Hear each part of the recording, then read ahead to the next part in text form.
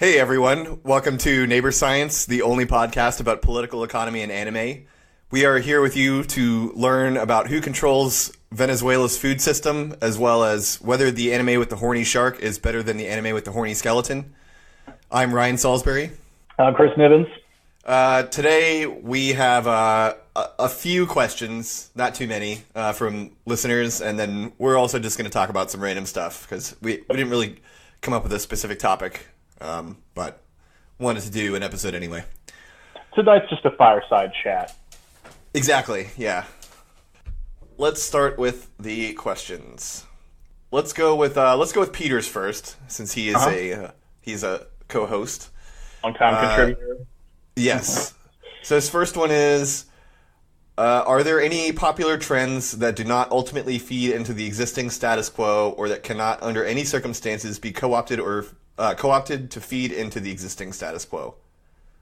It's a very cosmological question, Peter.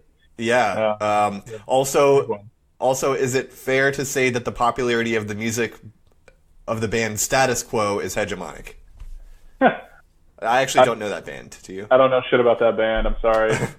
We've just outed ourselves as not cool. Well, it's weird because Peter doesn't really listen to music that much at all. Like every time I talk about music, he's just like, I don't really. I like listening to silence or nature sounds or something like that. I just like being outside and listening to nothing. I mean, if that's your thing, I guess. I mean, lately,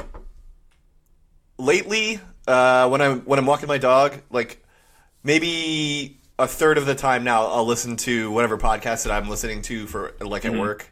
Mm-hmm. I'll just switch to my Bluetooth headphones because you're not allowed to have regular headphones anymore. I switch to those and then keep listening, or I just listen to nothing. I just listen to birds. I like listening to birds. They're nice. It's pleasant. Or the sound of leaves rustling. Very nice. Probably one of the top 3 sounds ever. Absolutely. I mean, sounds that we're familiar with anyway, right? Yeah. There's probably a ton of prehistoric sounds that we will never, imagine, let alone fathom, that had emotional connections. Kookaburras and stuff. Living things. Well, kookaburras, I've heard that shit. I'm sorry to say. You're the odd man out. I'll say my top three sounds. Number 1, the ocean. Yeah. Easy, safe choice, not controversial. I assume you mean the Atlantic. Number 2, yes. Yeah. Number 2, leaves rustling, and number 3, frog pond at night. Okay. So basically, nature's ASMR sounds. Yes. New age albums, where there's just a swirling water effect and thunking and shit, and you're just kind of soothed. They always have some undulating sine wave sound behind it, which ruins the whole thing. And what the fuck is this? I just want the fucking water bucket. Yeah. Yeah. So popular trends that do not ultimately feed into the status quo. Oh man. Talking social trends or overall ecological trends. We probably should have asked him to clarify before we started this, but well, here goes too late now. Yeah. So we're just gonna hash it out on air, I guess. Nosediving this shit, yeah. I mean, I think the thing is with capitalism, people have noticed that it can co-opt anything, right? And it's basically just because, it's just a system for quantifying, political power involved in something, the imbalance of political power.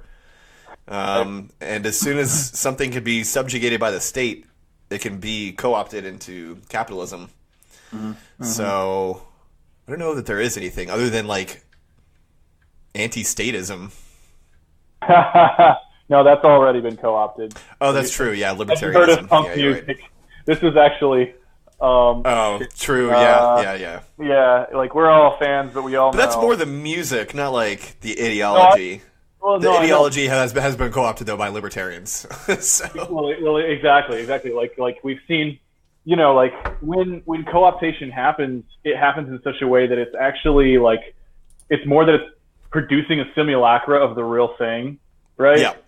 A facsimile, and so then that's the act of co-optation. It's like when you talk about cultural appropriation, you're there's the real thing, the original, the thing that matters and that is like contextual and embedded and like has all this meaning and sort of all this stuff.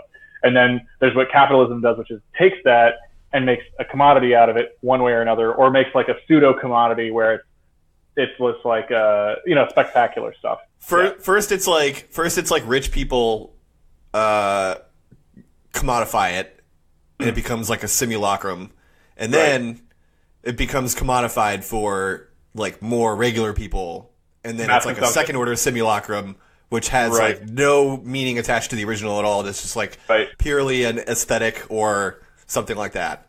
You know? Exactly. Let's see. How does that, like, I'm immediately drawn to like the Starbucks thing just real quick because it's so easy to kind of, I think, describe with that model where Starbucks was the sort of second or third order simulacrum made for mass consumption. That is an echo, that was like a knock on, it was a co-optation of the co-optation, right? Of like the more kind of hipster / bougie cafe in the cute city, whatever the fuck, which itself was a co-optation or an appropriation from both historical cafes and coffee culture, which themselves were from like non-Western cafes and coffee culture, right? And we've talked about this on a previous episode.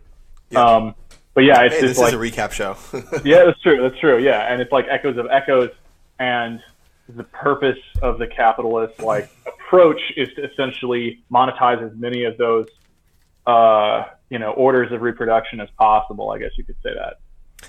The example I was thinking of was the sugar skulls, which are like really popular right now. Oh yeah, that's definitely.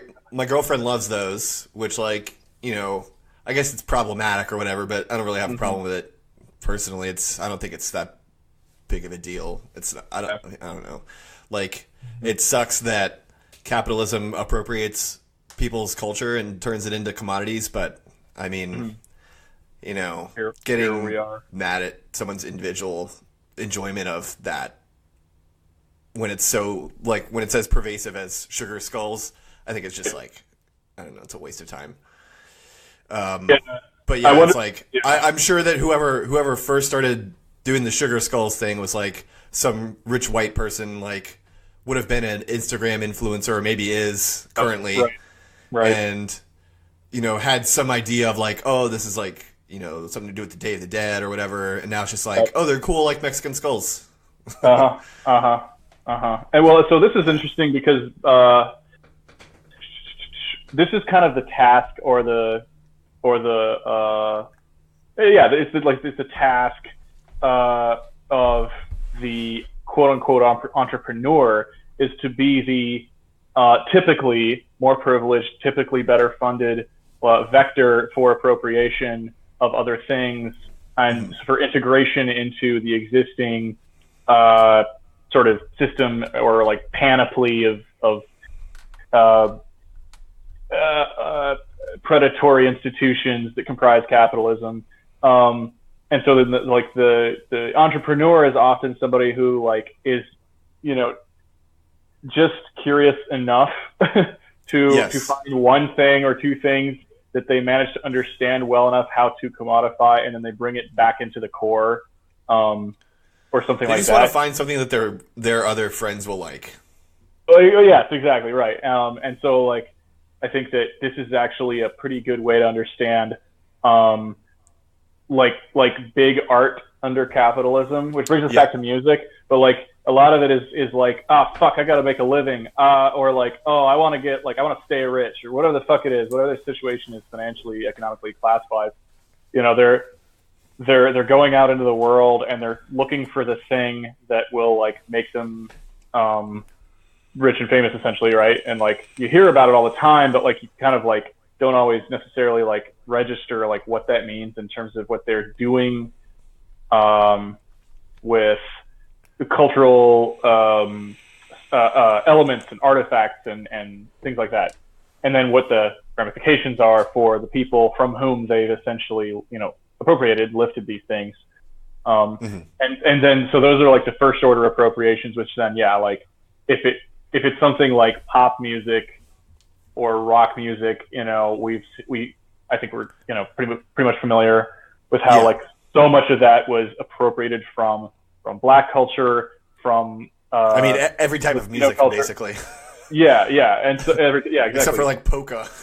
Right, and like that can happen in the opposite direction. People in other cultures, they constantly borrow or take from us as well. And this, that's another conversation, which is about like the permeability of cultures and the kind of like the constant trade and transactions, if you will, or just like flows of exchanges, natural flows of between creatives and stuff. But as soon as it becomes commodified or commodifiable, that's where the risk comes in of this becoming simulacra, etc. And then by the time it reaches like the Starbucks level, like the second or third order of repackaging, reproduction, etc., then you're like, well, I don't know exactly what to do with this anymore, because it's reached a point where it's kind of its own bizarre facet of society, I guess, or like site of transaction.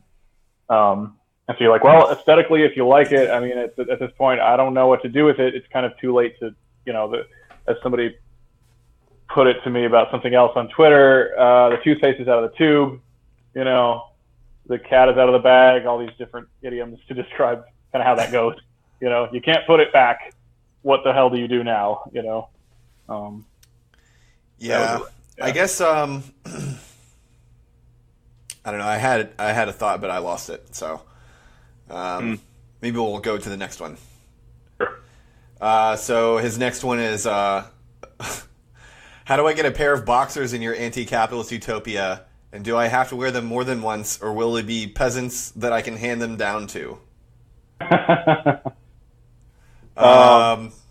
Well, the boxers, do they have to be like expert boxers or just like amateurs? I mean, how do you wear them? Prize fighters? Yeah, they like sit on your arm like cats. They are much bigger than me, but like, I don't know, they're pretty rigid as well, I think. Oh, yeah. That's like one of their main qualities.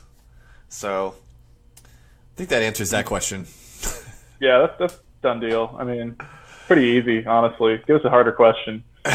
I mean, I would say to get a pair of boxers, you would go to the store, and then you would take them off the shelf, and then you would put them in your cart or basket, and then you would walk out the door, and that's it. Yeah, you'd pretty much. I believe the general idea is that you would log your taking. Be like, hey, I'm taking these, and they'd be like, okay, cool, and they'd like press a button, and the database would update. Yeah, I mean, you could do that, but I think it would be much easier just to take weekly inventory, because, I mean, the only reason... That's true, too, yeah.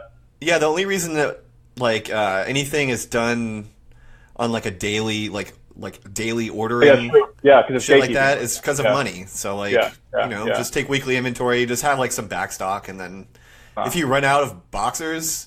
Yeah. I mean, the worst that happens is someone shit themselves in every single pair of underwear that they own.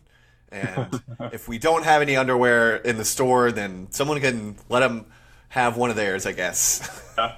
Well, and like, and if somebody shits themselves in every pair of underwear they own, or whatever, then you just are like, great, well, now we just have like slightly more material for the big compost processor, Congrats. Like, that's just kind of how that works. Yes, because we will be using natural materials, of course. Yes, right. And for, do I have to wear them more than once? I mean, I would say probably not a bad idea, Save some water, I guess. Yeah, I mean, if you're the sort of person who likes to share your underwear, then, like, by all means, that's up to you in this post-capitalist. It depends how much of a clean freak you are, I guess. I'll wear my boxers 2 days in a row, no problem. Mm-hmm, mm-hmm. I mean...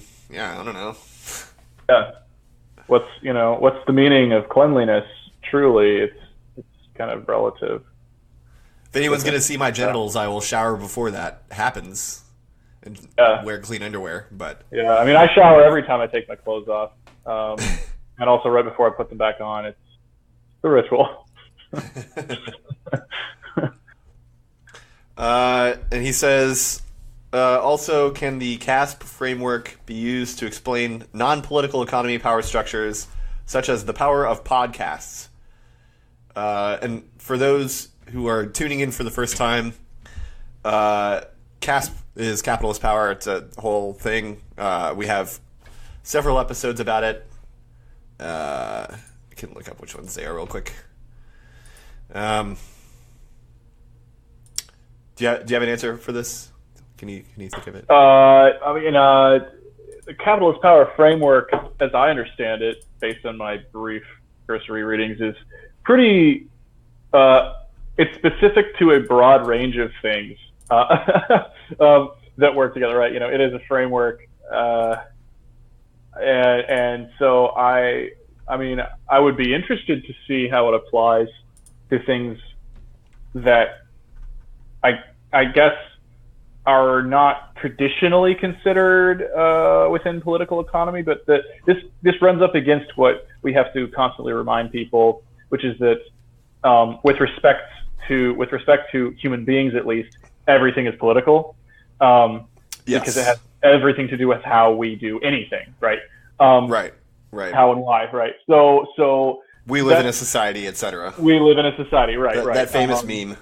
Exactly. I am very intelligent. But, I think that, like, if we wanted to drill down past the more kind of like simply or like the kind of the core effort of CASP, which is of course a critique of capitalism, an attempt to describe it as a kind of organism or machine, or at least a set of cooperating dynamics, or like principles by which decisions are made in the system, if we could just kind of approach it as all or several. I kind of think it's like I think it's kind of like a theory of the state in general, but it hasn't been applied to states other than modern capitalist ones. Exactly. And so I know that we, since I started, we did the Phoenicians episode, and we kind of talked about the key role of distribution in their power structure, right? And how they built power. They were a decentral empire of sorts that relied pretty much on trade and coalitions.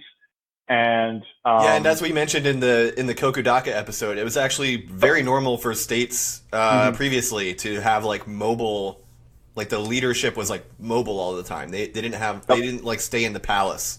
Right. They're actually like in a caravan type of thing. Right, because the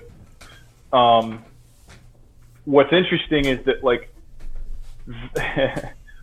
having the kind of social power that elites build, maintain, aspire to, try to expand pretty much continuously.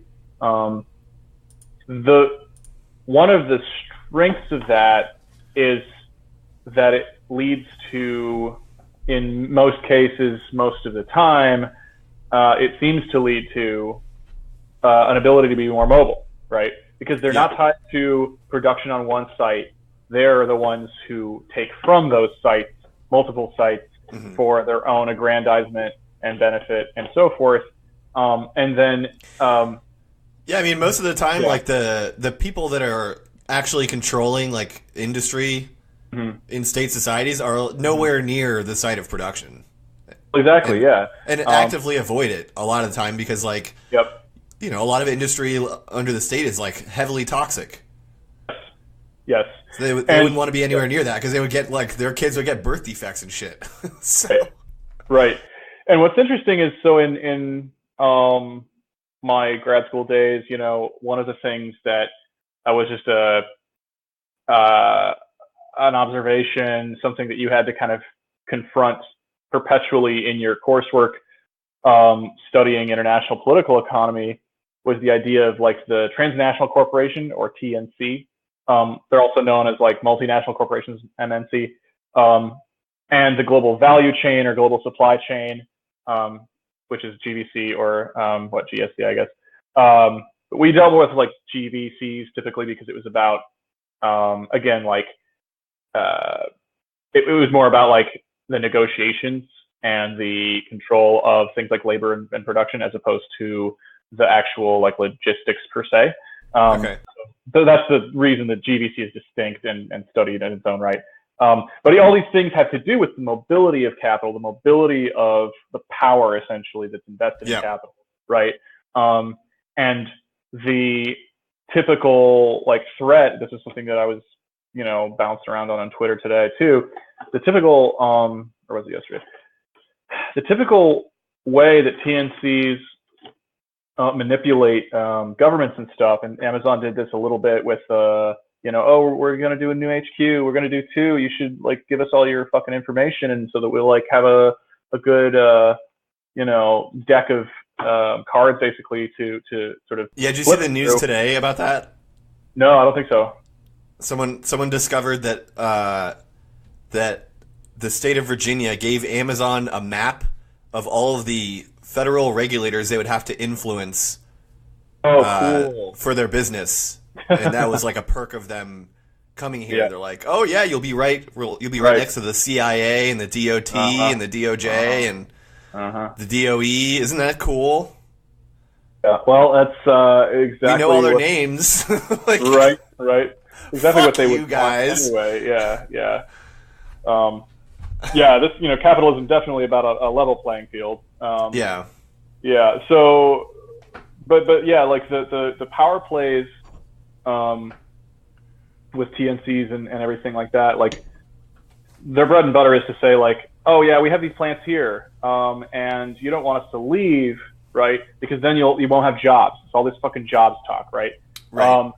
Then with things like Amazon, the case of Amazon recently with HQ and everything, they'll then also do things like they'll make promises or hints about potentially, quote unquote, creating jobs in your area with all these kickbacks and all this bullshit. And of course, all the lobbyists, all the politicians, all the fucking, anybody who's benefiting from tax, anybody who's benefiting from potential bribery and other shit, collusion, love that shit, right? So then they continue to launder the narrative as well. But basically, you got your carrot and your stick, right? We can come to your region and we'll give you all this wealth because we're so mobile. We'll put it anywhere, right? We have all this power to do so. So don't you want us to come and give you goodies? And then if they're already there and people are like, dude, this sucks. Like, we got to get rid of these fuckers. And then they might appeal to their community leadership, their mayors, whatever. They try to get new regulations. They try to get restrictions on the company. They try to, whatever, protect themselves, right? And engage in some form of legal bargaining, local governance, etc. Then that's when the stick comes out, and it's usually they threaten to leave. They're like, oh, but you don't want that because if you restrict us, if you regulate us, then we'll just like lift off and go, right? And this all has to do with their awareness that they have, their whole model relies on their mobility, and the less, and this is the irony of it, right? The less restricted they are, the more they can fuck you up. That's just true. That's just power, right? Yeah. And so then they make these threats, and again, they live in a kind of a near future as much as they can, right? They're always making claims on your income. They're also making claims on your livelihood by extension of that, which means that they can then pull you by the nose in whatever direction they want, right? As long as you're at least somewhat willing to comply or too scared to not comply. And that's how they basically are pointing the power structure into the directions that they prefer, right? Because they're able to, labor has to collectively organize and do so fairly effectively, but then they have to also confront the local power structures, which are more explicitly political and legal. And then those people are usually, halfway in bed at least with the corporations. And so, and that's, why HR and the legal departments and stuff exist. That's exactly why they exist. And that's why cops exist, to protect their property. And that's why corps are so obsessed with cops and security teams and shit like that. Yeah, I mean, for the U.S. state to accomplish anything, it needs to have at least some workers that it can pay with U.S. dollars to do stuff, and not only does it need like a bunch of logistics to funnel into like whatever it is they want to do. You know, you need people like mining metal so that they can and then like processing it into usable sheets or ingots or whatever, and then that gets made into like, you know, tank armor, and then that gets made into a tank, and like there's all these things that you need done, and in order to do that you need to like have like full control over people, either through slavery or something indistinguishable from it, like serfdom. Or if I could throw this out there, a thing called market penetration. You need to you need to take over the food system and control the distribution of food, so that if someone doesn't work for you, then they starve to death. They will literally starve. And this is actually one of the things about. This is one of the interesting things about the healthcare problem. Yeah, is that's another side of our sort of sustenance, right? And that also at this point, right, because we have to remain in attached to history when we analyze these things, right? We have reached the point. We reached it a while back in different ways, but we've reached the point again to some extent where the environment is severely depleted and poisoned. We are poisoned. We are out of energy. We are out of time. We are stressed. Our mental illnesses have piled up pretty high.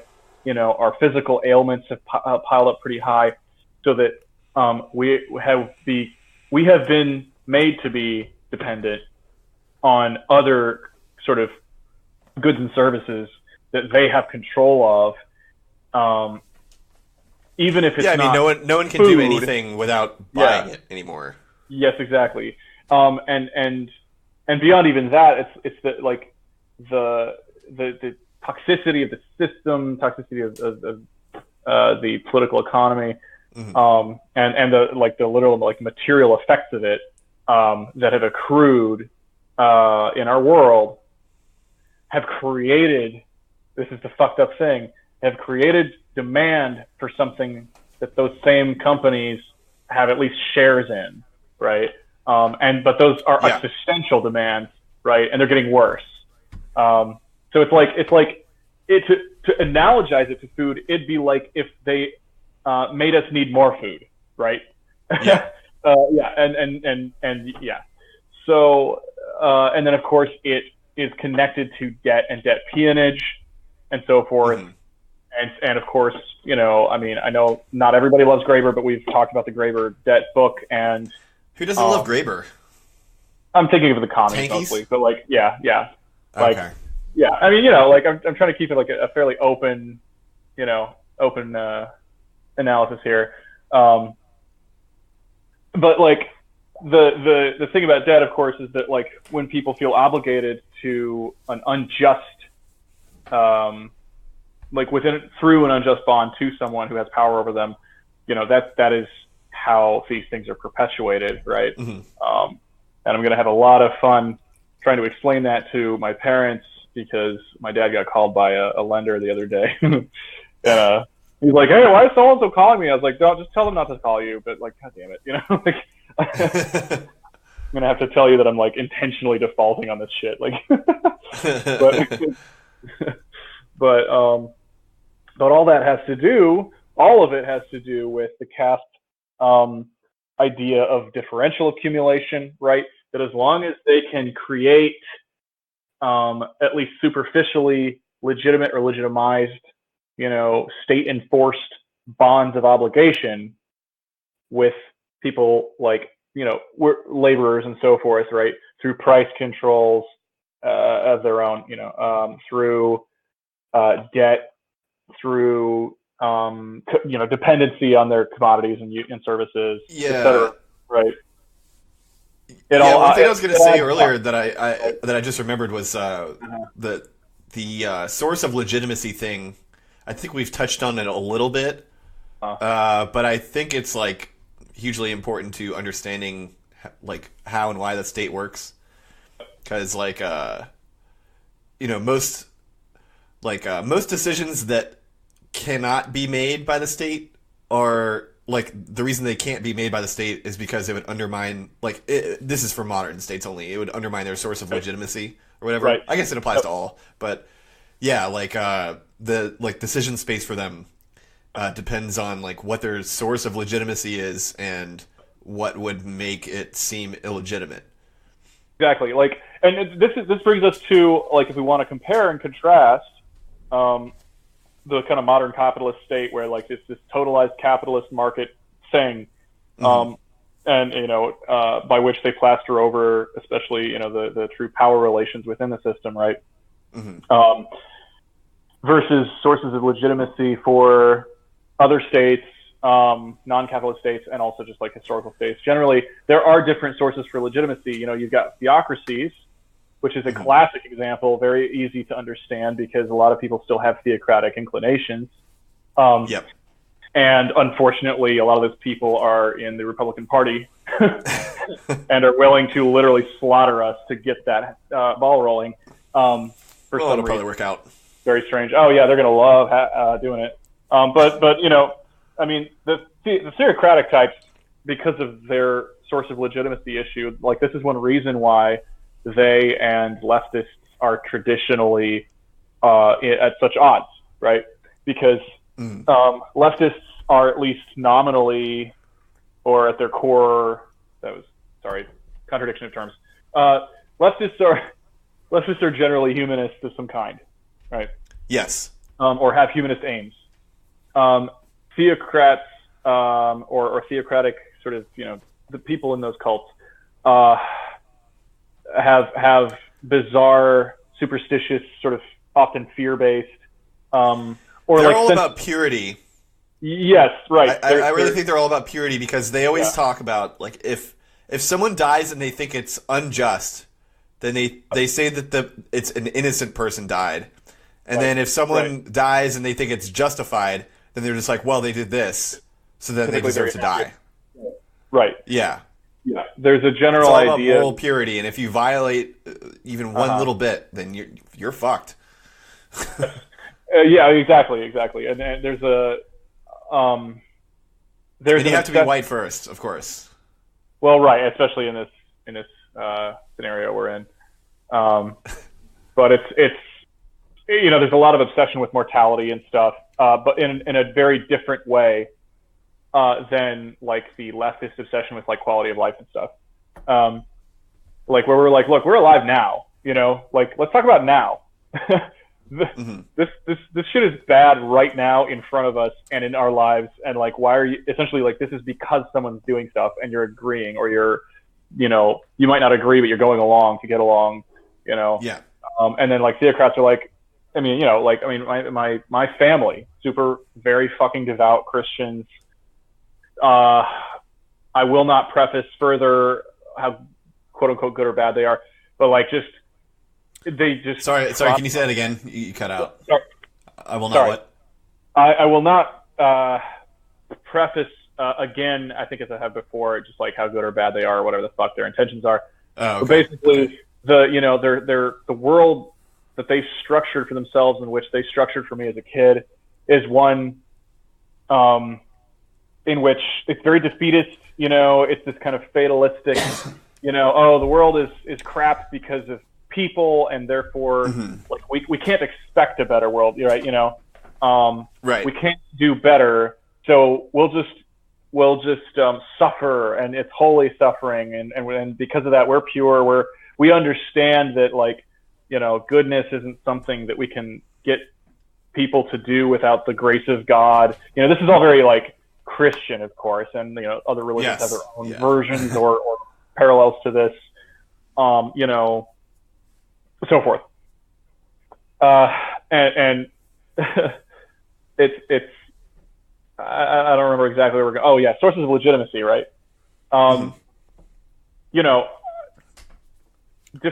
Different cultures have different sources of legitimacy, and I think that some are just more valid than others. And the one that we're in, where like legitimacy comes from essentially power, right? And the demonstration that you, through some mythical process, right? It's a bit of a hero's journey thing for people who are into literature or whatever, mythology. But it's always a myth, as we've discussed with things like millionaires and billionaires, the bootstrap shit. But like the idea is that, this person went through this epic journey of self-actualization, not too different from, the idea of like Christian works and redemption and shit, but that's the very Weberian and everything. But like, yeah, I'm kind of belaboring the point here. But the source of legitimacy in a capitalist culture is basically power. I mean, it's the election, really. Well, yeah, capitalist democracy, yeah, quote unquote. Yeah, it's the head of state, either like the monarch or the president or whatever, is probably the ultimate source. I guess for societies without a monarch, it's the Constitution. Right. That's what most people seem to care about. And then, whoever's in power, the reason they have power is because they were elected, by 40% of the country or whatever. By 20% of the country. And and then for the private sector, it's it's just totally autocratic. No illusions to anything. It's just whoever's selected by the people that are in power, who are in power because they're in power. Yep. Yeah. Yeah. What's interesting about the bourgeois democratic structure is that like you said, like the election and the head of state and everything and the Constitution, those things are all the whatever structure the election has, and its outcomes, whatever that may be, at the core, it's a simulation of consent, right, to the existing hierarchy, right? And then the Constitution is also like a simulation of consent, a simulation of impersonal, abiding principles, and so I think this is one reason why like the kind of the Bible thumpers also really love the Constitution and just like fucking get off about it all the time, is because they think of it as essentially the 10 Commandments for America, right? Yes. They think, I was thinking the same thing as soon as you said that. It's so impartial. It's this elevated document from which all good can flow. All social and much like the 10 Commandments. Mm-hmm. Much like the 10 Commandments, and this is one of my favorite George Carlin jokes ever, which is they forgot a couple of things like slavery. Yeah, exactly. Yeah, yeah. The 10 Commandments. It has it right in there. It's like, the thou don't shalt fuck your not wife. covet. Slave's okay though. Right. It's like don't go after somebody else's shit, right? But yours is fine. Go after your own shit, which is really interesting. Yeah. Oh, got some lightning outside. A little stormy time, but it's legitimacy. So to answer the question, I think yes, it could be used. To explain non-political, like non-capitalist power structures. But can it? Currently, no. And Nitsan is very insistent that it's specifically only for capitalism, a certain type of power under capitalism. Okay. So he would say no, flat. Like he would say no. I would say yes, but it's not there yet. Yeah, I was going to say, like, we could definitely employ some of the ideas, but as it's like disaggregate analysis for sure. Absolutely, yeah. Like the tropes of like how power is accumulated. The hierarchy thing that Blair did, very applicable to anything outside of capitalism, I think. Because, I mean, he bases it on thermodynamics, which is, like, hard to get more general than that. So. Yeah, I'm really interested to actually read, like, the more digestible parts of that at some point. I think it's all very digestible, actually. He's a good writer. Yeah. Wait, he has some videos on YouTube or something, right? Yes, there are. Yeah, you should check those out. Okay. I'll just do that instead. I actually learned more, like a lot more about CASP from the Pre-Order channel on YouTube, because they have like lectures. So like they're like, you know, presentations of like stuff they're working on academically. So you don't have to really watch the video part. So I've listened to a lot of it.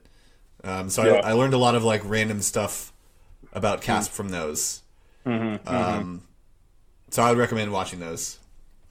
I just have a hard time like doing long reads, you know. Anyway, let's get to the next question. I want to do this question from Mel from Coffee with Comrades. So thanks, Mel, for the question, and thanks, Peter, for the questions as well. So Mel asks, if you could burn one particular year to the ground and erase it from the collective memory of humanity, what year would it be? I love this question. That's a great question. I had a real hard time with this because, you know, so many years in recorded history have been so loaded with effect and all, you know, just like how many pivots has history taken that we don't even necessarily understand, right? Like, not even big things like the Black Plague, but I could name a year personally which we don't know the date of. We don't know which year it is, but it was a year. And I'm going a bit with Book Chin, and I think the little I know of, you know, just anarcho-feminism, whatever. Whichever year it was that a bunch of dudes decided that they were going to rule the women, like, that was a shitty year, and I fucking hate that it happened, because I think that basically fucked it up for, like, the rest of time so far. I'm assuming it was about dudes that couldn't handle being horny probably is, like, the seed of the original state. Like, yep. Probably. I'll agree with you on that. That's a good one. Because it just, like, fucks up everything. Has fucked up everything. Yeah. Yeah, and it's getting worse, which is very cool. All right. So for me, this was actually very easy. I thought of it immediately. 1492. Oh, yeah. That's when, isn't that when Richard III died or something? Apparently it was a I mean, alternatively to burning it to the ground, I would say giving indigenous people machine guns and many crates of ammo, I think would be also a good alternative to that. I think we've talked about that before. Yeah.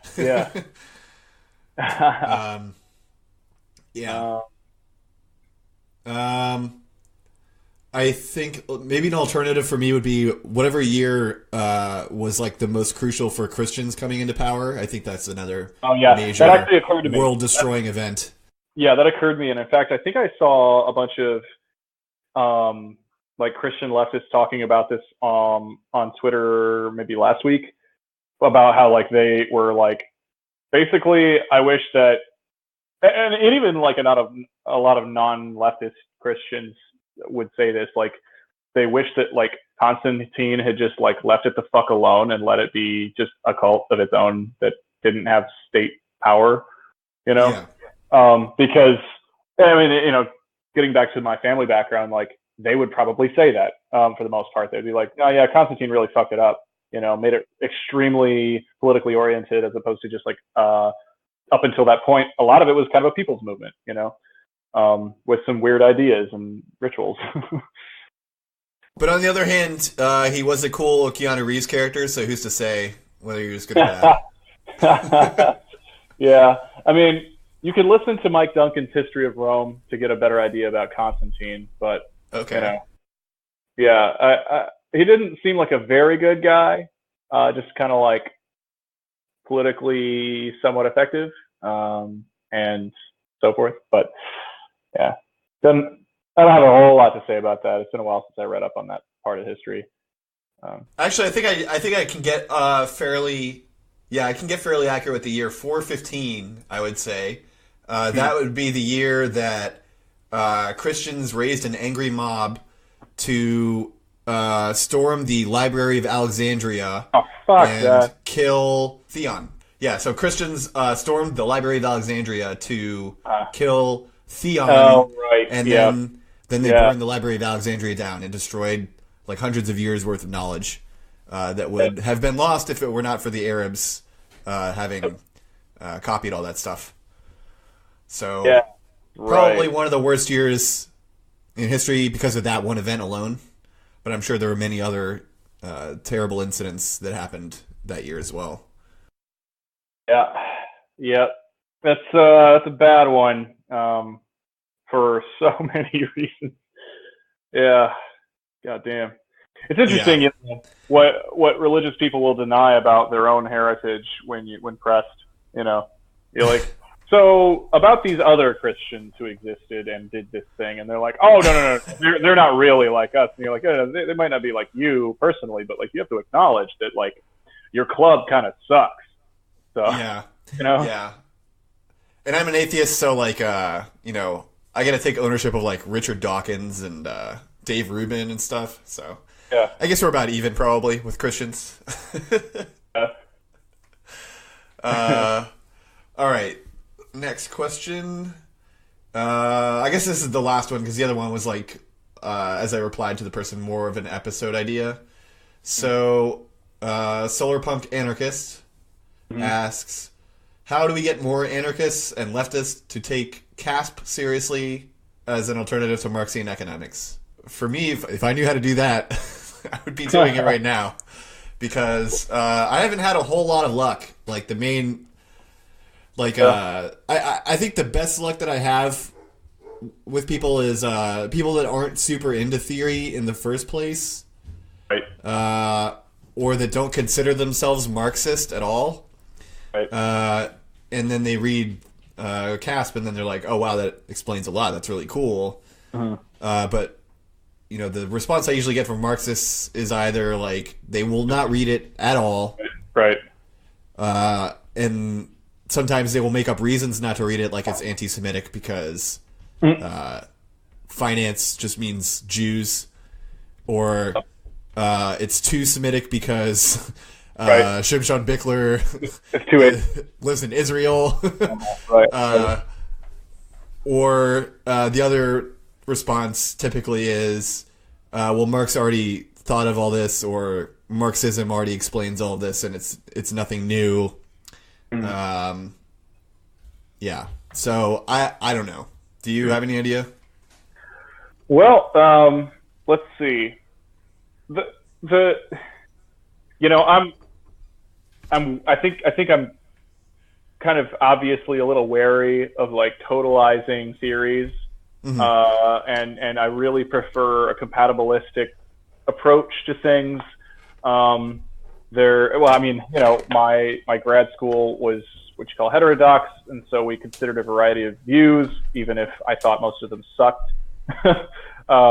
And would sometimes I've hopped around to so many ideologies. I can't say that I am like so firmly in one. I would say that I'm more CASP than anything else right now, but like I don't know, that could change. And so I would say, and I will just say this, and it has its own flaws too, because it is a fucking you know, it's an aphorism really, so it's got you know, it needs more nuance. But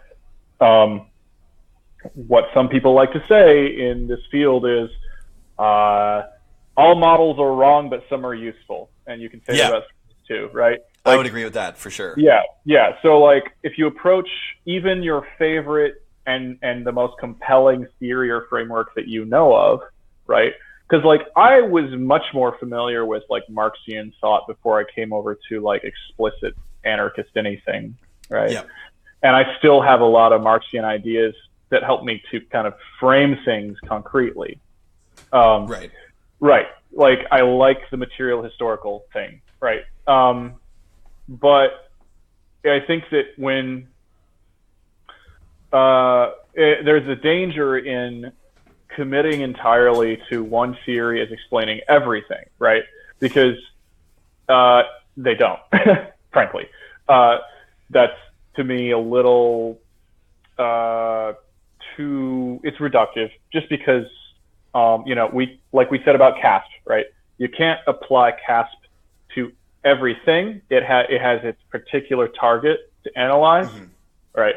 Marxian historical materialism, pretty broad, and it has a lot of really good points. I think that it's powerful. If it wasn't powerful, it wouldn't have gotten, hundreds of millions of people involved, right? I think people do over apply it though. Well, this is what I'm kind of getting at. Yeah, but it usually is like in a way that probably was not intended by anyone other than the person doing it. So I think that, like, we could say that Marxian, Marx, Engels, their material, their literature, and then the follow-ups from various other thinkers in that tradition, as well as in attached revolutionary traditions such as Leninism, Maoism, etc. They came up with some very powerful, compelling ideas, and you also have to understand that, like, some of these ideas were more kind of cosmological, ontological, etc., and some of these ideas were more about organizing and practice and getting things done in their context, etc. And then CASP does something similar in terms of cosmology and defining things and everything like that, understanding the dynamics of a system that it has targeted for understanding, and offering its conclusions. And then it's up to us to, let's just say this idiomatically, like, kind of be the Lenins for CASP, right? Okay. How do we activate, how do we organize around these ideas in an effective way to get what we want, right? We might have to find, I wouldn't be surprised if we have to find some hybrid approach, or at least allow for, one group to try the more kind of MLM approaches, which are fairly well established, and in terms of just organizing and things, they are fairly effective in a lot of contexts, and in some contexts they've been extremely effective, and so forth. We have to figure out how we want to do it with CASP, right? So early days of that, and I think the burden of proof is on us to actually do something with it, and I think that's where some of the skepticism comes in, because a lot of people are still attracted to, well, the USSR existed for a while, the PRC was established, and they beat the nationalists and so forth, right? Those things, right? So they see that in history because they are historical materialists, right? So that's appealing to them. They see that these projects were successful in whatever form you want to say that they were successful, but they, had a flag, they had uniforms, they had people talking. They won the space race. Right, exactly. They had all this stuff, right? It's still incumbent on us for this. Stopped famines. They stopped famines. Right, and they finally got rid of those fucking sparrows. Yeah. Yeah, right. But it's kind of on us. Like, we've got other examples of, say, anarchist or democratic confederalist projects that are in existence or have been in existence. We can point to those for the more broadly Black Flag sorts of communities, or related communities. Yeah, like defeating the White Army, right? Killing McKinley or whoever it was. Exactly. Hell yes. Like, we've done some shit of our own on our kind of side of this bizarre line we've all drawn as leftists. But I think that the issue with CASP is that it's a relatively new expression in leftist, or at least capitalist critical thought. Yeah. And it's coming from authors from researchers who are kind of within the institution, within academia, and who are not, they're not out and out one thing or another in the traditional kind of clades of leftism. And so I think that it's weird because York is like a Marxist, like very Marxist university, as far as I understand. Yeah. If I remember correctly, Blair has told me that their actual economics department is like heavily Marxist.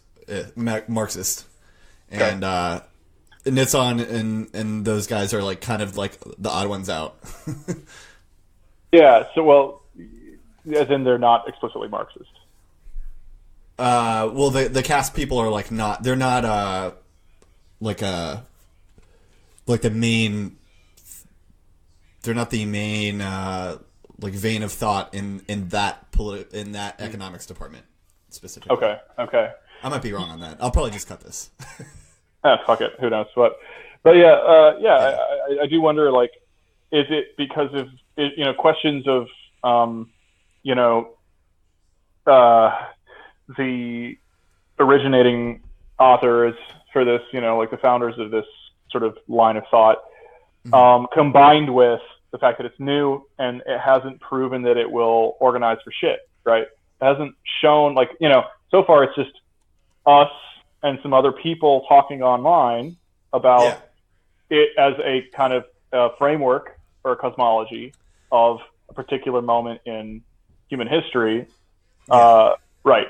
But we haven't really organized around it. We haven't built any projects around it besides academic projects, and so the question is, like, is this, I think to them is like, is this just tinfoil hattery, right? Versus the I think like its main application would be on a large scale, like dual power or state power level, like absolutely would be good for informing like socialist policy or the policy of, maybe not, whatever you call the equivalent of policy for a dual power or organization or movement, I guess.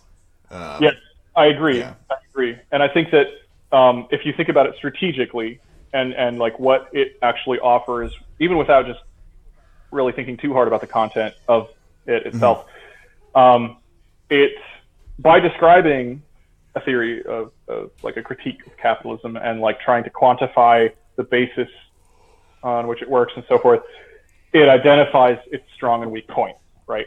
That's how you can form those policies. That's how you can identify, say like, hey, Marxists who want to organize in the way that you do and think about things in the way that you do.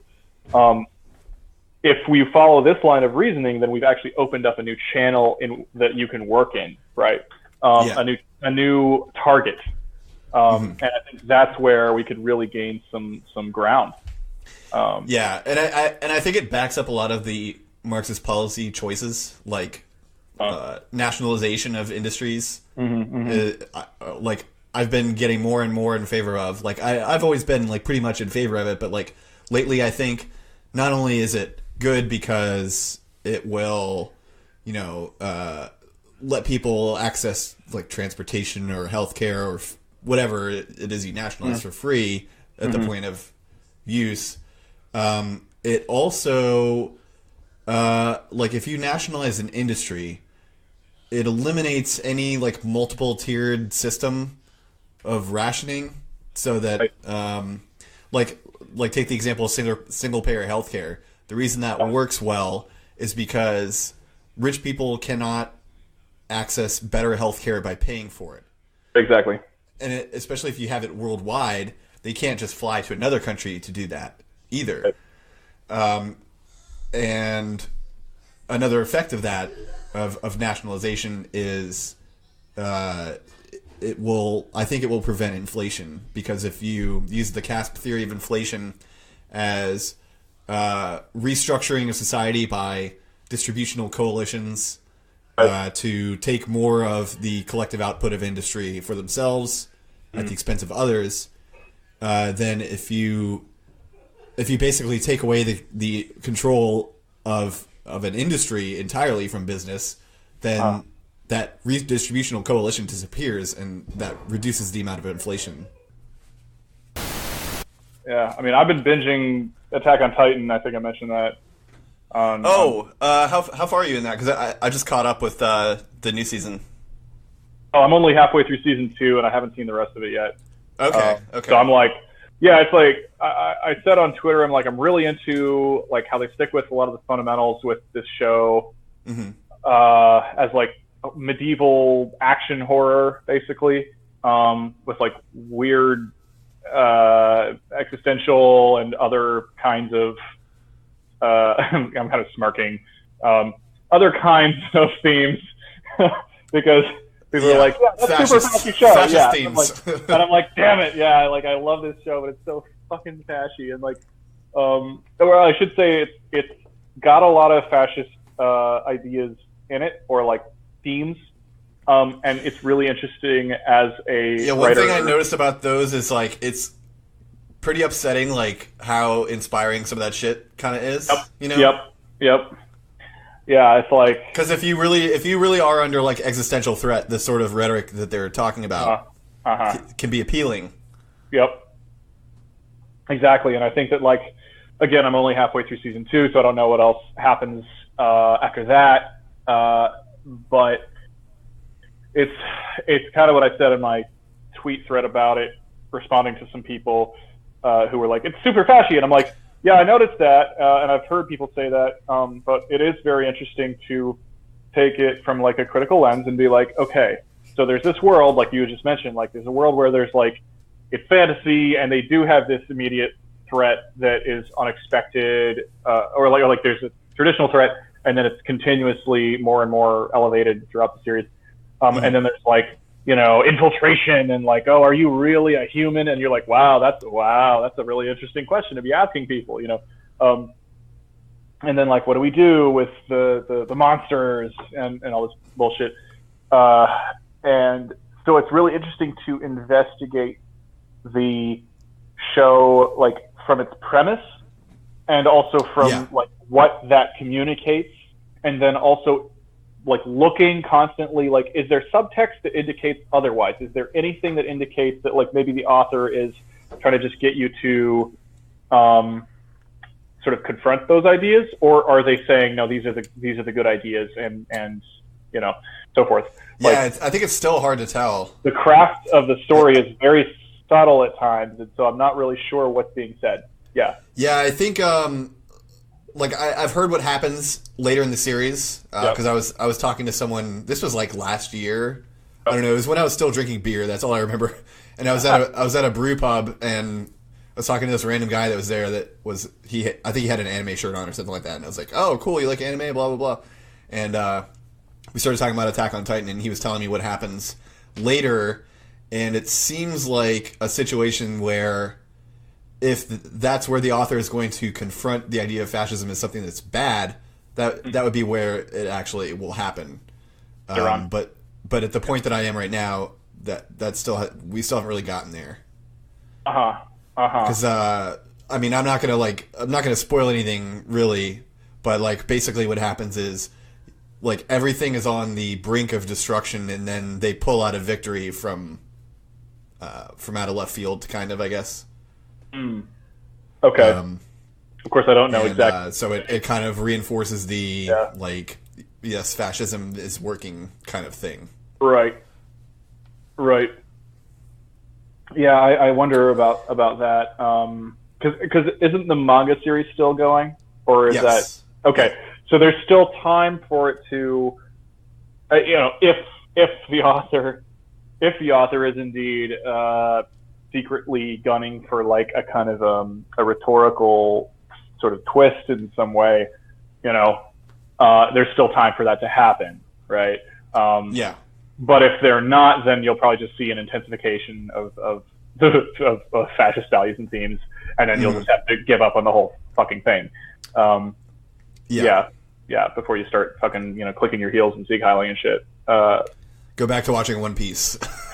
Yeah, exactly. Well, it's interesting because that's actually a really interesting show to contrast with this one, because, you know, we did One Piece last episode, and of course, you know, I was a fan in my earlier years, and then I dropped off, but like you still are engaged with it, and I need to really go back to One Piece. But One Piece versus Attack on Titan are like foils to each other. They're like extremely contrasted. One Piece is like freewheeling kind of anarcho-pirates who are very humanistic and tolerant of diversity, as I recall, and they're not very irreverent and like hopeful. Yeah, exactly. And they are They deal Attack with on Titan is just constant despair. Yes. Yep. And like suspicion, mutual suspicion, and yes, like everyone is just a like weapon. An assault on all of your most negative sensibilities. Yes, exactly. Right. Yeah. And also, in One Piece, they're vessel born for the most part, and they go to different lands and explore new things, and they meet all these different species and cultures and like all this stuff, and there's like a huge amount of like active, curious exploration. Attack on developing Titan, relationships with people. Yeah, developing relationships, like adding people to their crew, even problematic people. And there's a lot of, as I recall, there's a lot of like people fuck up and they get forgiven, and there's like resolutions and stuff like that. Yeah. Very healthy overall, even though, again, last episode we did talk about some of the negative sort of downsides of One Piece. The fan service kind of shit, or just not even fan service, but just like weird tropes and shit. In Attack on Titan, it's interesting because like they have these strong but often static bonds, where it's like no, you're just completely loyal to this person, and there's just one thing or the other. It's life or death all the fucking time. Yeah, the only one that really changes is everyone's relationship with Eren. Right, say that again. The only one that really changes is everyone's relationship with Eren. Exactly, right. And he's like this kind of weirdly outstanding character who, as it's remarked in episode like 2, I want to say 1 or 2, his like drill sergeant or captain or something says like, oh, this character is, super exceptional in this way. This character is super exceptional that way. And then there's Eren, and he's not very exceptional, but he has like a frightening fury, a frightening sense of purpose. And I was like, right. Like, so again, this is again where like you get that kind of fashy undertone, where Eren just has like this death drive, right? And that's what makes him central in this narrative. Of course, his death drive is linked to like his desire for like life and beauty and shit, but like that's just human, right? Like that's the danger of allowing your passions, your more positive passions, to become bent up and fixated in a kind of an annihilationist framework, and by despair and so forth. But another thing that I wanted to mention about Attack on Titan, of course, in contrast to One Piece, is that the setting is very much the opposite, at least as far as I've seen it so far, which is that Attack on Titan is in a fortress community, which is that's another. They built the wall. Yeah. They're all within the wall. They worship the wall, or some people do.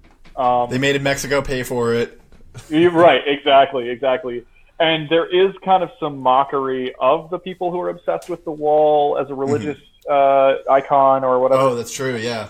Yeah. So that's where you're kind of like, okay, like they're kind of saying that these people are dumbasses, and they're kind of saying like, hey, let's just be realistic. Like the wall's a wall. It's just there to protect us from these giant marauding, titans. But it is. I don't know if you've gotten to this point though, but at a certain point, it's kind of revealed that they are actually correct. I just got to that point, sort of. Okay. Like I'm at the like the very first stage of that revelation. Yeah. And, I mean, it's Chekhov's gun. If you're familiar with that idiom in storytelling, where if there's a gun in Act 1, it must go off by Act 3, right? Right. Yeah. So it's like I always think of Chloe's display name for a while, which was Chekhov's cum. Right, exactly. Right. Yeah. It's very clever. But yeah, it's like if you introduce Chloe. right. If you introduce a Bizarro wall cult in the first season, then it's gotta mean something, right? Yeah. Even if they're wrong, their conviction has to affect the plot, right? Yes. So, right. So in this case, of course, we're finding out that there's something that they know or that they've been trying to protect or hide that we haven't been aware of so far, right? That's as far as I've gotten. Yeah. Right. Probably something to do with pedophilia, but like whatever. But yeah, so right, they're terrified of invasion. Invasion continually happens. It's enabled by apparent infiltration or something like it, and that is definitely a very nationalist. That's at least a right wing kind of thing, right? Right. What's funny, and I just want to like bring this up, is that the mobility that is one of the underpinnings of elite structures and especially of capital is hilariously at odds with the like existential fortress society terror paradigm that animates the right wing, right? Like they're allied and controlled by the people who create the same dynamics, right? That undermine what they see as traditional life and all this shit. And it's like that's how they're kind of brainwashed by their own leadership in the right wing. And that's what's really interesting. Like I'm putting it in my own words. People have observed this before, but I'm just putting it in my own words upon reflection on fucking Attack on Titan, I guess. But what you do find in that world as well is that they are controlled by an aloof aristocracy, in at least in name, but ultimately they're really controlled by the military, and the military just kind of like, yeah, they might review each other for like efficacy of operations, but they ultimately have almost complete sway over society. And yeah, that's another big contrast with One Piece. Yeah, which is they both actually acknowledge, both Attack on Titan and One Piece acknowledge the upper class. Mm-hmm. They're not anything special. Yeah, they're just there by virtue of birth or whatever it is that got them there. Yeah. Not any like really real merit or anything like that. Like they're totemic. The usual myth goes. Yeah, and they basically like live off of everyone else's work, and they're very brutal and cruel and uncaring toward everyone else. But the difference is One Piece says this is unjust and you should do a revolution and beat the shit out of all these people and take all their power away. And Attack on Titan says, well, we got to do that because otherwise the monsters will kill us all. Yeah, I think that, like, again, so far what I've seen in Attack on Titan is that the aristocracy, like the traditional aristocracy, is, yes, it's indulgent and decadent and a little bit useless, but they're just kind of there to stay. And what's really important is that the strong, masculine military institutions do all the real decision making in order to maintain the order that is entrenched, because like, what are you really going to do? And it's a very fatalistic thing. And it's actually reflective of, I think, like some of the UK still has a monarchy in some form or other, and like they're sustained in that way. And like Japan actually has a monarchy that is sustained in that way. They all have their private grounds. Yeah, didn't the emperor just abdicate like 2 weeks ago? Yep. Handed it down. So, these things exist for essentially like national pride and a sense of centrality and stuff.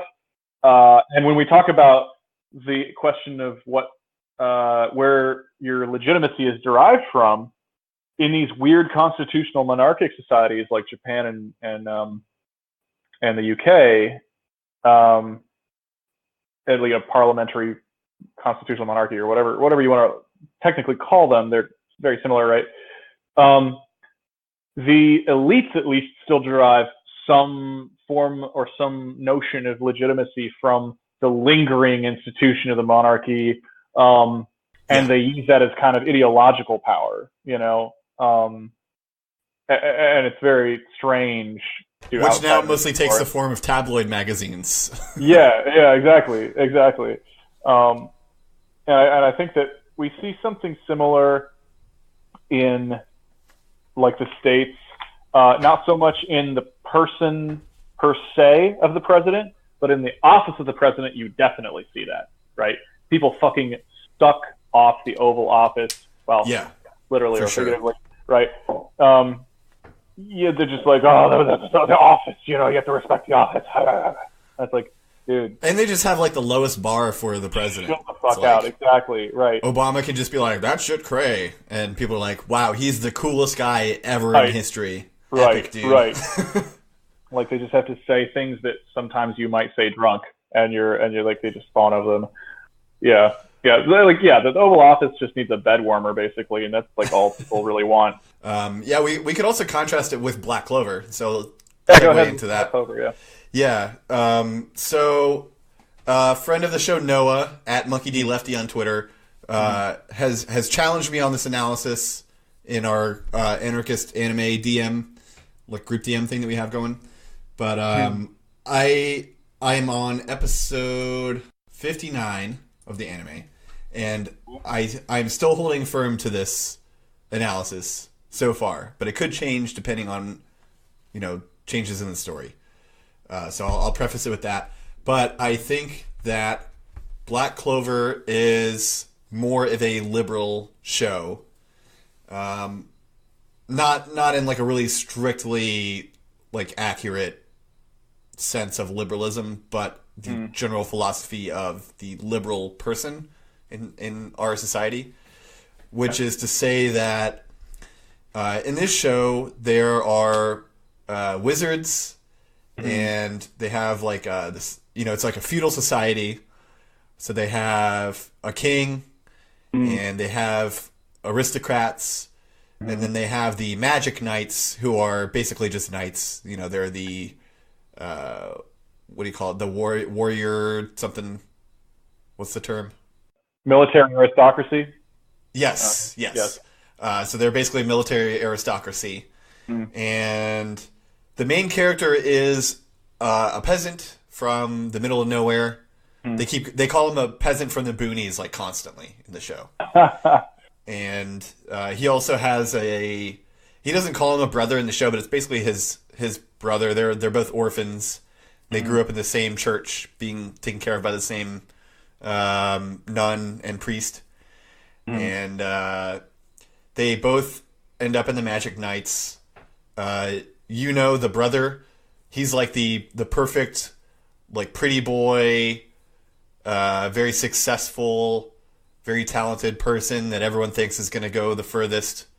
And then Asta is the main character, and he's like the loudmouth meathead, he's kind of boyish because he's like a lot of other shonen characters. He's very short and loud. And kind of immature, but in a way that's like kind of mature as well.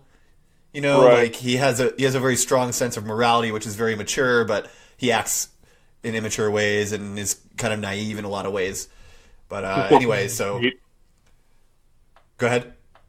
Said like he's kind of still finding his feet. Yes. But the whole thing is like they show that the aristocracy is unjust. That they treat everyone very badly, and there are people among peasants that are just as talented as them, but it still has them as like overall they are superior people because they like royals have more magic naturally than non-royals, so they just have superior abilities inherently, and it's only the very best of the peasants that can even approach their power, let alone surpass it. Yep. And then Asta's whole thing is he wants to become the Wizard King, which is it's just like the Pirate King in One Piece kind of thing, except in this case, whereas where the Pirate King is the most free person who is essentially like the opposite of a king. The Wizard King is like literally an aristocrat. The actual like feudal king believes that the Wizard King should be like his assistant essentially, but legally they have roughly equal power. It's just like in different aspects of their society. And so Asta wants to become the Wizard King so that he can basically like make it less aristocratic. He can make like the wizard knights less aristocratic, and so on. Okay. And that could easily end up with Asta just as the Wizard King, as the Wizard King is, just become like embedded in the upper class and not end up changing it at all, especially if he has like descendants that then become part of the aristocracy because he was the Wizard King.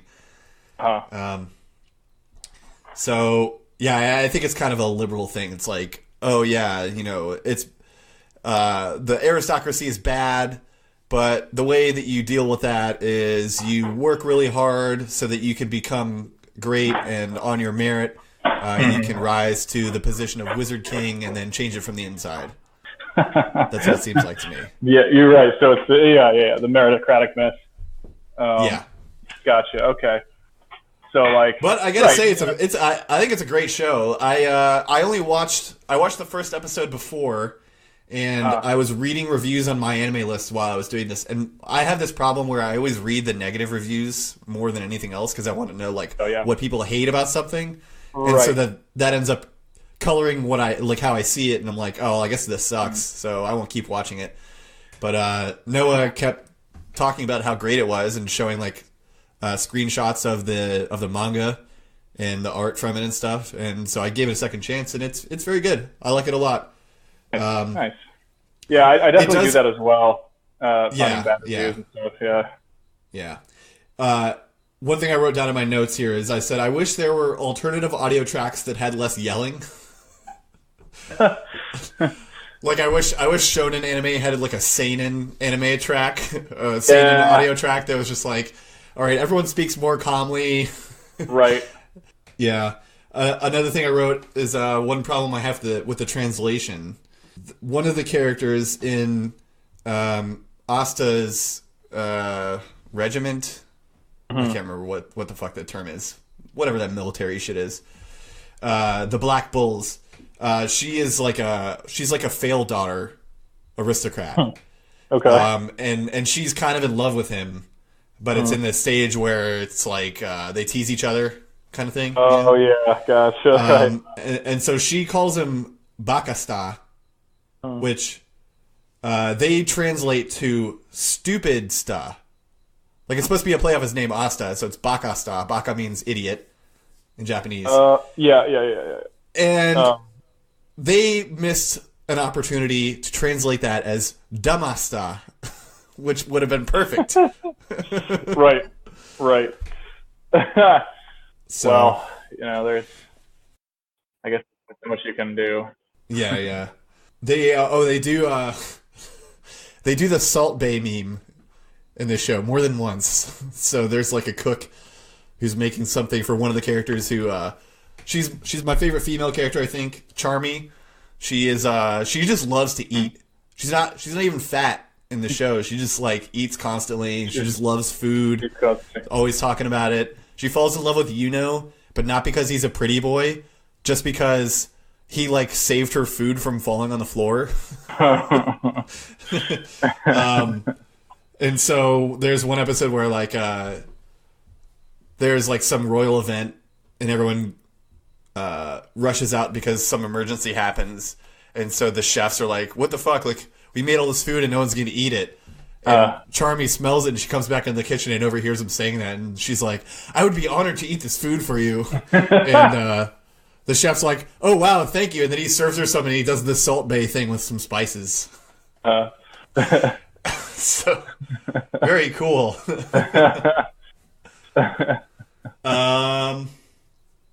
I think the music. One of the things I saw in the review, I reread the review today that really influenced me to not watch it originally, and it said the music is nothing special, and I totally disagree. I think the music is very good, actually. I normally do not like anime music very much at all. I could probably name all of the songs that I like. I would say the Dragon Ball Z song is good. Both of the Mushishi songs are good. The One Piece song where they say "Each Need Sunshine," I love that one. That one's good. The outro to JoJo's Bizarre Adventure is always good. That's about it. but this one I like a lot. They have some good harmonies. They have the drummer that plays on the song is very good. So yeah, I would say that's a good point of the series. The manga looks really cool. I would like to pick up the manga once I catch up on the anime. But the anime mostly is good. It's definitely better than One Piece in quality. But some of the visual effects I think are not very well done. They look like something out of Blue Submarine #6, actually. So they have some like weird fluid effects that just don't work at all. But gotcha. Yeah. Overall, I would say 7 to 8 out of 10 series. Not bad. Definitely worth watching. Yeah. It's good. Yeah. Well, very good. Very good. I'll have to check it out. It sounds at least interesting enough to kind of get into and see. Yeah, and I think the first like 5 episodes, if you don't like it by then, you may not like it at all. Gotcha. But another thing that's really cool about it is a lot of shonen anime, they have the whole thing where the hero becomes more powerful by making friends dynamic, like in Naruto and One Piece, all that. Right. They have that in this show, but they take it to an even further extreme where at the point I'm at in the series now, Asta is literally incapable of defeating the enemies that they're fighting, except because they're doing these very coordinated, like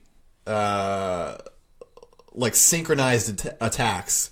Like he basically has 2 support mages. One can use like threads to pull stuff around, and another can create portals to transport stuff. And Asta himself, he has no magic at all. So he's a wizard. He's like a mage knight that can't do magic. But he has a sword that's he has a sword that's anti-magic. So he can basically defeat almost any type of magic with his sword, but he obviously has to be within melee range. Right. And a lot of the enemy mages can augment their physical abilities with magic and become like much faster than he is with like he's essentially like Rock Lee in Naruto. Like he only has his physical abilities and his swords. Right. And the way that they're attacking now is they basically like put him on like wires, like Crouching Tiger, Hidden Dragon with the threads, and then they pull him through portals to like make his movements faster and more unpredictable. Okay. And then he like slashes at the enemy with that. Gotcha. So it's like literally would not be possible if they weren't all working together in a highly synchronized way, right. Which is very cool, I think. Yeah, that is very cool. Good to have friends you can rely on. Very realistic. Yes. Personally, I failed at Portal School, but that's pretty cool that they can do shit like that. Yeah. Well, the portals are what I meant when I said it's very realistic. Yeah. Well, cool. Yeah, I'll have to check that one out. Yeah. As soon as I've finished downloading cartoon fascism into my brain. So, do we have anything else? I mean, we got 2 hours. That'll probably cut down to like, I don't know, hour 20. But yeah, that's all for me. Yeah. I think this is a pretty good one. So, good. Yeah. So, if you enjoyed that out there in the audience, check out our other episodes. We just did one with Shannon Strucci, Strucci Movies on YouTube, about parasocial interaction and the top 10 highest earning YouTubers, and One Piece as well. We did an episode on Venezuela, which I think was pretty good. Check out our Capitalist Power episodes. Oh yeah, I never actually said which ones those were, even though I pulled it up. So it's 214 is the first one, 218 is the second one, and 221 is the third one. So check those out. They are a good explainer on a very complex topic, which, I mean, we didn't even remotely cover it in there, but I think we had a good start. And yeah, our website is neighborsciencepodcast.com. I try to extensively tag everything, so if you're trying to look for a specific topic, it should be pretty easy to find through the tags on there. Our Twitter is at NeighborSciPod. I'm at Handle of Rye. Kris is at Solidarity_Goth. We have merch. I'll put it in the show description, so you can check out the link there. So we have a couple of cool shirts that you can get. I still have to do those the stickers, the die cut stickers. Oh, yeah. It's just the fucking transparency layer is fucking me up, and I don't know how to do transparency stuff that well in graphics programs, so it's not something that I've been super excited about trying to fix. So, but thanks for listening. Bye.